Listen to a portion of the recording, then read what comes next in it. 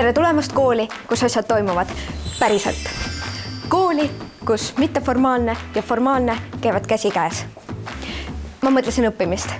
Meie koolis tekitab sõna mäng vahepeal õudu, aga alati õpimomente. Meie lemmiktunnis, kaasamõtlejatunnis saavad meist päris inimesed. Aga aega meil üldiselt ei ole, sest mõtleme jälle välja lühendid, mille abil hoopis aega kokku hoida. Ei, see ei olnud filmitrikk. Need kõik näevadki samasugused välja. Õpetaja Kristi. Ei, Kristi on liikumisõpetaja. Kristin on muusikaõpetaja. Bioloogiaõpetaja. Ja mina. Tead, ma ei teagi, mida ma tahtsin. Teate, kui keeruline on, kui kõigil on samasugused nimed? Õppimine.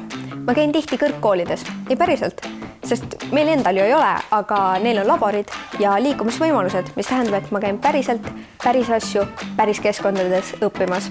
Ja eriõppepäevi on meil lausa nii palju, et see on tavaline. Päriselt. TMP-del ehk terve mina päevadel olen saanud valida näiteks jäähoki ja karate. Ei, aga see pole kõik, mis me eriõppepäevadel teeme. Vahepeal meil käivad ka külalised. Või siis peame suhteid arendama oma klassikaaslastega ja rääkima sellest, kuidas meil päriselt läheb. Vahepeal tahaks küll lihtsalt torni karjuma minna. Vahel on küll selline tunne, et midagi ei saa soovida, sest siin koolis muutuvad kõik soovid reaalsuseks. Ma soovin, et meil oleks päris enda uus koolimaja.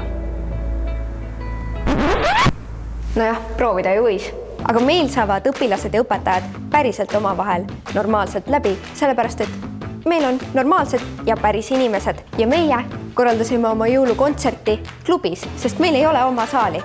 Ja meil saavad kõik üritusi korraldada, kes vaid tahavad. Ja ma mõtlesin selle kõik ise välja. Mulle meeldib siin koolis käia ja meie kool on maailma parim kool. Päriselt.